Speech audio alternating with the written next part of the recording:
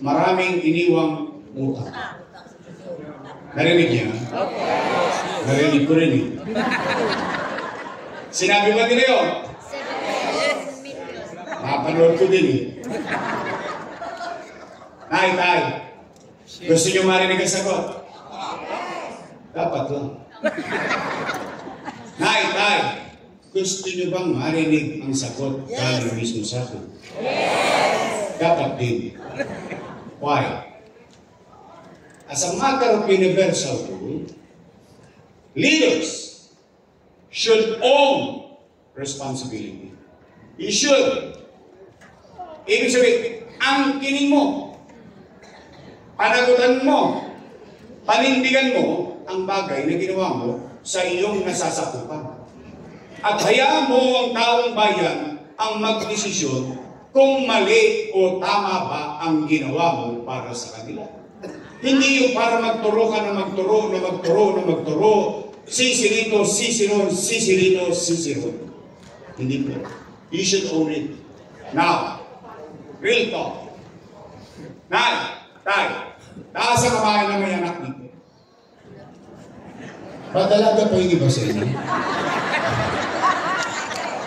Alam ko may asin pa kayo, pero iba mukha na tuba dito. May na kayo po. Meron po kayo. May pamilya kayo. Nay. Kapag walang nakakain ng anak, gagawa niyo ng paraan. Really? Di nga. Itatawid niyo? Iraraos niyo? Talaga? Totoo ba ang kasabihan na ang isang ama o isang ina o isang magulang susubo mo na lang, bibigay mo pa sa akin? Totoo yan? Gagawin niyo lahat na makakaya niyo? May raos niyo lang ang mahal niyo sa buhay? Talaga? Eh, hindi nang ginawa ko bilang ama ng 2 milyong Manileño noong panahon ng pandemya.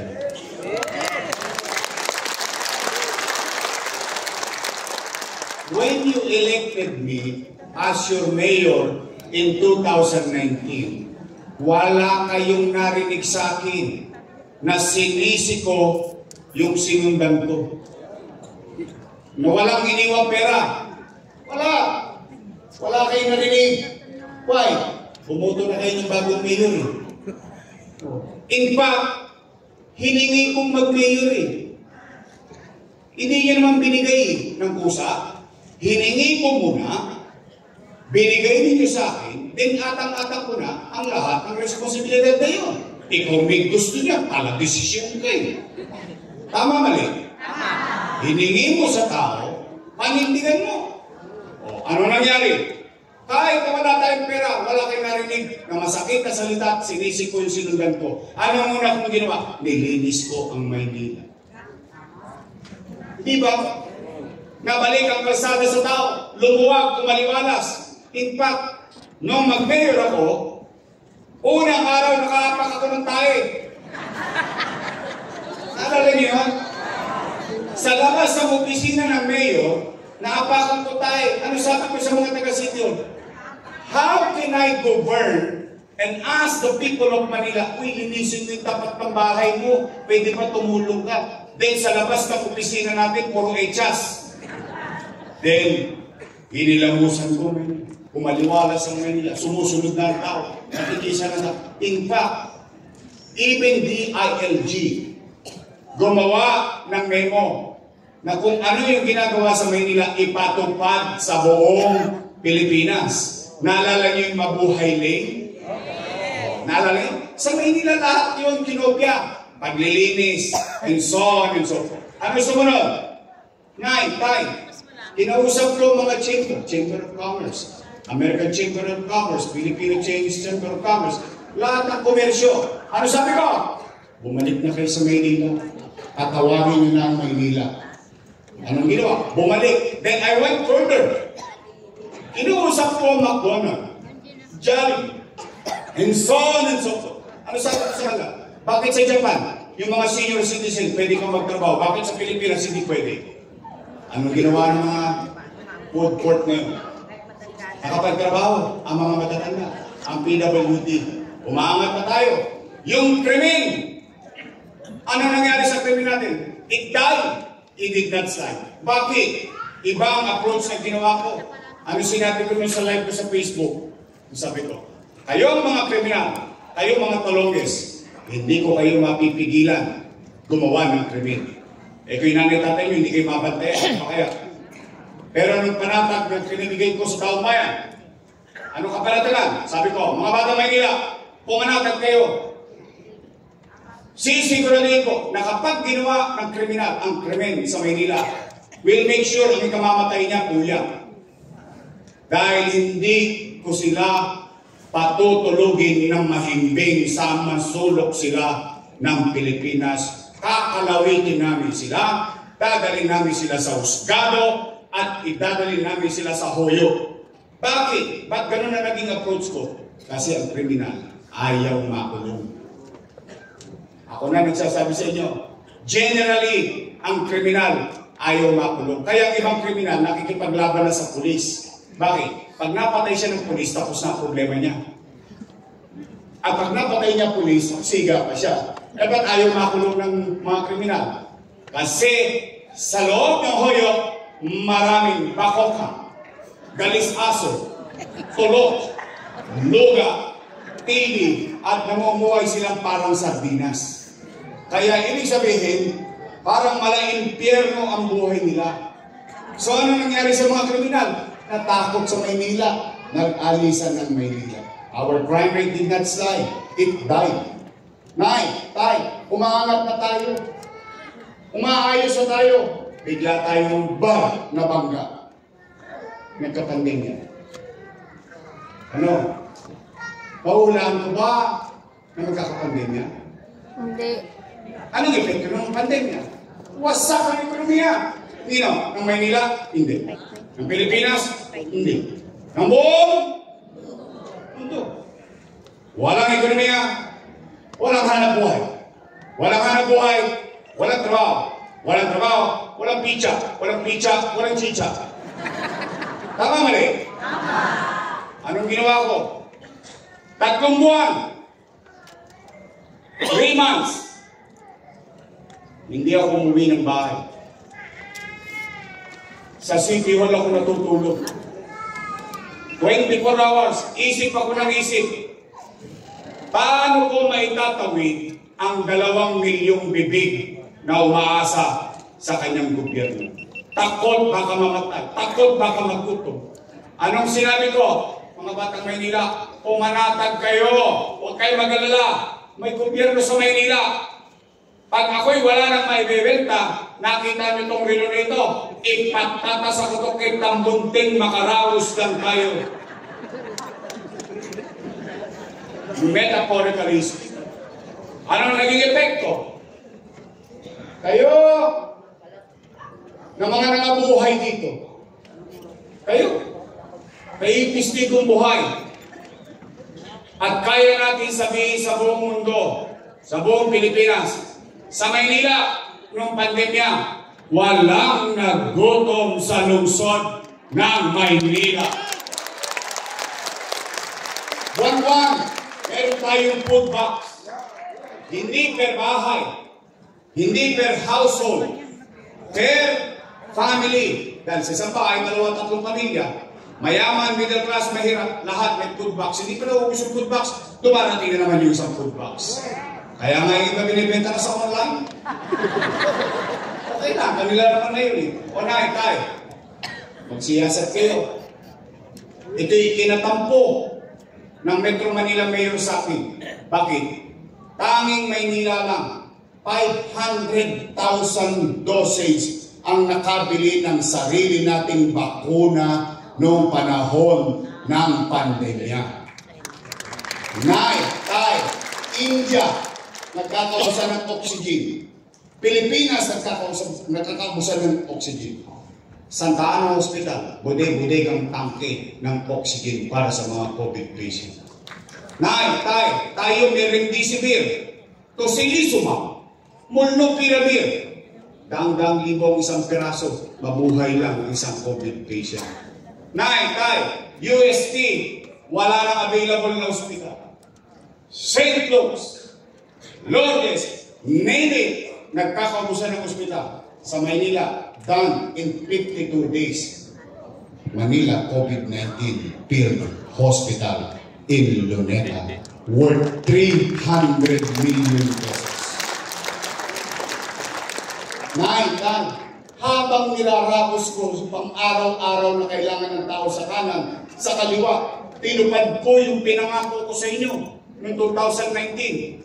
I did not make excuses or make any excuses. Why? Pwede naman ako mag-day-day lang. Pasensya na kayo, hindi ko natutuparin yung sinabi ko. Bakit? May pandemya eh. Hindi ako nagpaawa. Bakit? Kinabukasan ng tao yun. Alam ko may mabubuhay. May mamamatay. Alam ko may mabubuhay. Ang mundo tuloy pa rin. Kaya kailangan ng programa tuloy-tuloy pa rin. Ano nangyari?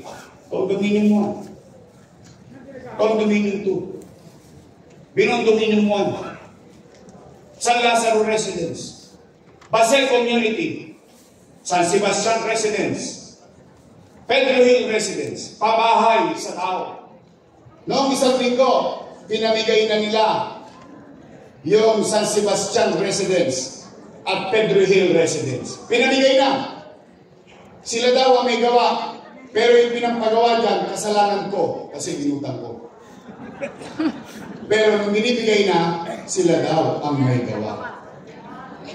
Proyekto raw nila yun. Pero yung pinanggastos, yung pinampagawa, ako may kasalanan. Tinutang ko. Tay, habang tinatayo yan, nagtatag ng ospital sa Baseco. 3 taon nang tapos, 3 taon na akong wala, 3 taon na hindi pa bukas. Kung may kakilala kayo sa Baseco, ipagtanong nyo, hanggang ngayon hindi pa bukas. Tay, tinatag, Rosauro Almario Elementary School, Magsaysay High School, Manila Science High School, Albert Elementary School, 10-story fully air-conditioned public school.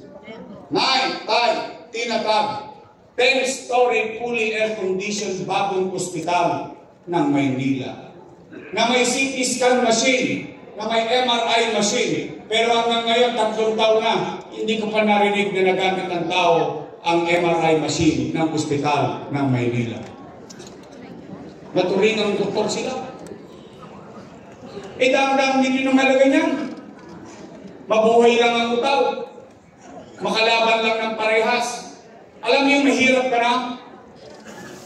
Hindi mo malaman kung mabubuhay ka o mamatay ka. Pero sa totoo, wala ka na kalaban-laban. Ayan. Ano yan? Taas sa kamay, nakagamit na ng MRI machine ng Maynila. Wala pa. CT scan machine. Hindi naman ako pwede mag-drawing. Ayan po. Tanong. Yorme, saan mo kinuha yung pera niyan? Bigpot ako ng bigpot. Hindi. Yorme, kanino ka ba nangutang? Sa gobyerno. Ha? Ang labo mo naman kausap, Yorme.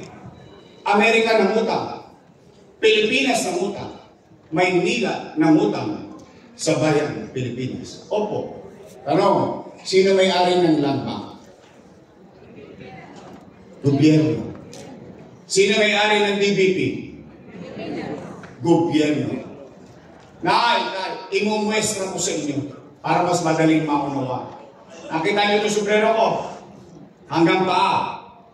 Yan ang buong gobyerno. May 2 bulsa.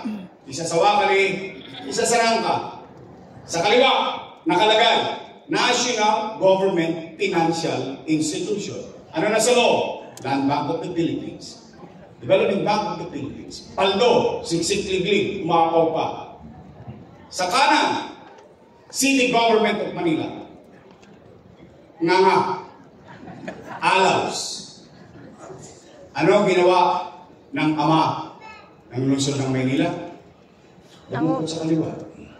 Nilagay sa kanan para makaraps ang batang Maynila.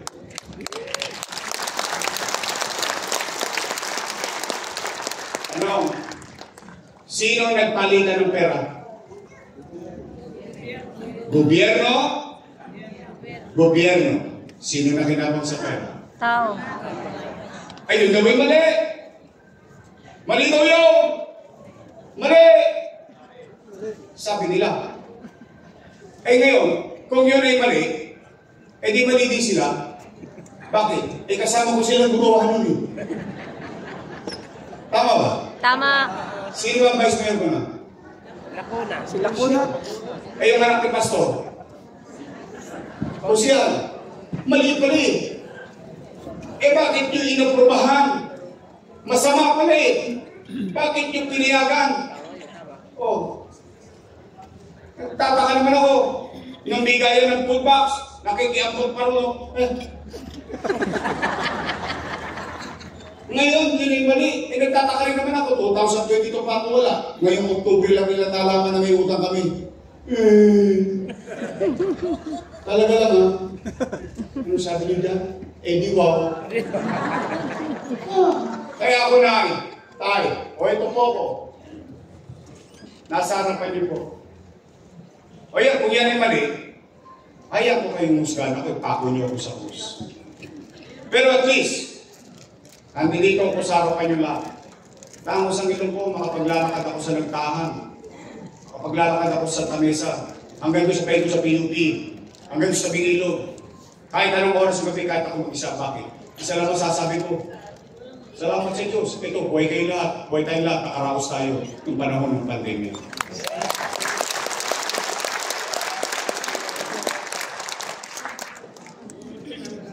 Oh, Nay, Tay. Pwede ba ako mag-usuli sa inyo? Hindi?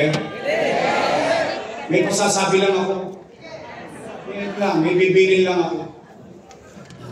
Eh kasi malamang ipatatawag din kayo.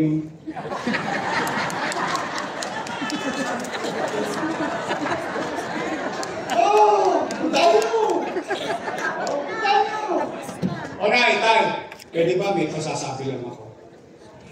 Kapag nagsasalita na sila, ay malamang masakit magsalita yun eh. Malamang, utang.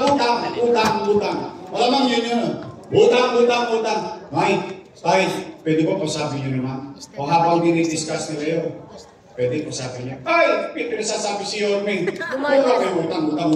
O magsinayas na kayo dyan, si Yorme na lang daw magbabayad. Pwede? Gagawin niyo yun? Promise? Nay, after everything said and done, after everything that I did, whether it is right or wrong, I don't know. It's up to you. Ngayon, matanong ko kayo. Gusto niyo pa ba akong bumalik?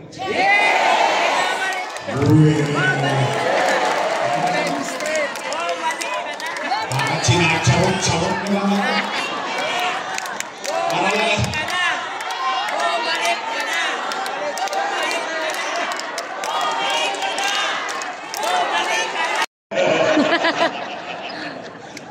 Okay daw yung bakuna, wag lakuna.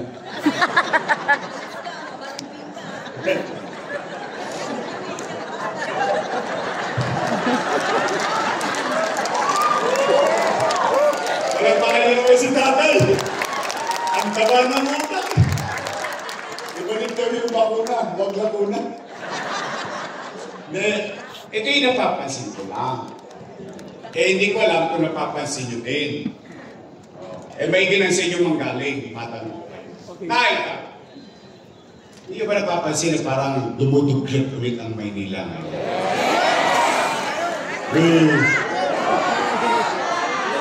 Napapansin nyo na?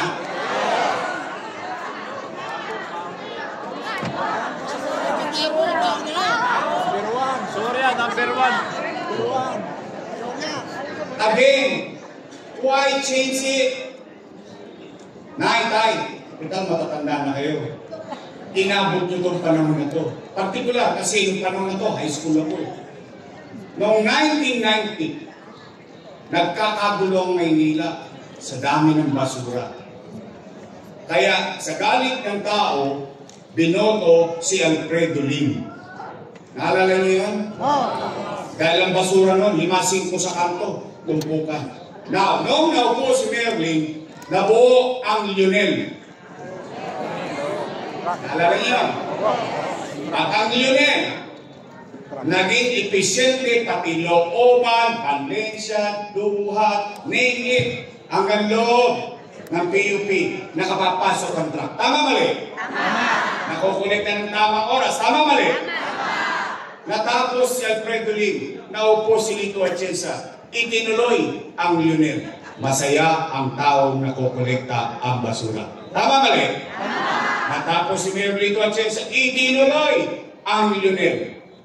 Maayos ang nakukolekta ang basura. Malinis. Natapos, balik si Lim, nanalo si Era, tinuloy ng 1 taon. Inalis, ano nangyari? Kumalat na naman ang basura. Tama mali? Binoto niyo ako mayor, binalik ko ang Lionel. Maayos ulit ang koleksyon ng basura. At tinuloy sa glit nito. At kalaunan, dahil maghahalalan, binago na naman. Ano nangyari sa atin?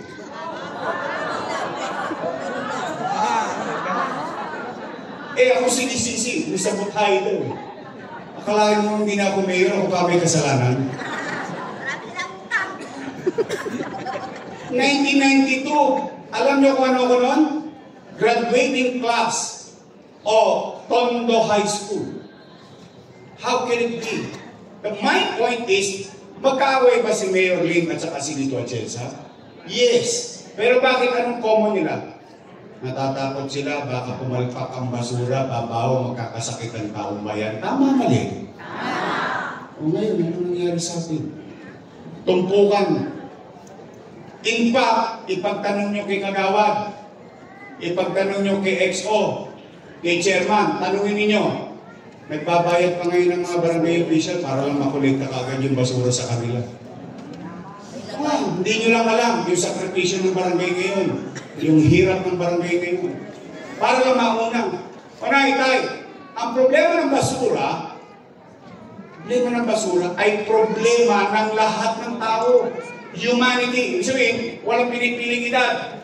Walang pinipiling katayuan. Bata, matanda, mayaman, o hindi. Sanidad niya. O yan, basura. O Tay, lalabing-pito lang ang LGU. Sa NCR, tingnan nyo pabilan tayo. Kulela.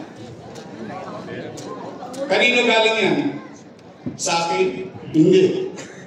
Philippine Statistics Authority. Kapit bahay nyo. Malapit sa inyo ito. Wala na ngayon. Pero doon yan dati. Philippine Statistics Authority. We are number 17 out of 16 city and 1 municipality of Pateros. Talo na tayo ng Pateros sa economic growth. Ayan, ang Pateros ang tinda lang dyan. Iklog, balot, Penoy. Tayo, kapitulyo ng bansa. Umatras na naman tayo. 17 out of 17. Kung dito, kulela tayo, yung sumunod, we are number 1. Sa krimen.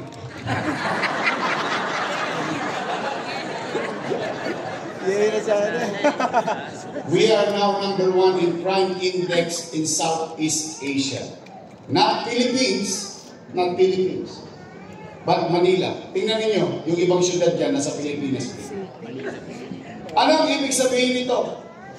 Hindi ko alam kung nararamdaman nyo yung mga numerong ito. Ang ibig sabihin nito, nagbalikan na naman ang mga kriminal, holdupper, snatcher, mandorokot, solvent boy sa boulevard. Nandoon na naman sila sa kanto na ng tahan. Sa Stop and Shop. Droga. Prostitution. Tay. Prostitute. Ano nangyari sa atin? Feel nyo? Matanong ko lang kayo. Tay. Naalala nyo ba nung panahon ko, may gobyerno sa umaga, sa tanghali, sa hapon, sa gabi, hanggang madaling araw, may gobyerno sa lungsod ng Maynila? Naalala nyo? Na habang natutulog kayo, may mayor kayong nasa kalsada at nag-iikot sa buong Maynila. Naalala niyo yun? Naalala niyo ba yung gobyerno mabilis kumilos? Naalala niyo yun? Namimiss niyo na ba yun? Hi, mga lolo't lola ko, help me make Manila great again. Pangapat at panghuli para uwian na. Great. Great Manila, great again. Tao din ako. Pag umabot na lang alas 6, mag-aabono si Joey. Hindi na lang, nasa mall tayo. Joey! Wala naman. Nay, samahan niyo nga ako. Sabay-sabay tayo. Joey! Baka naman.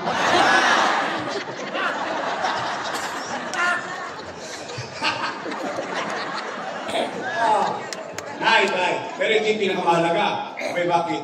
Usapin ng pera ng taong bayan. Mahalaga yan sa inyo? Yes! Dapat na. Pera niyo yun. Nay. Nakalulungkot isipin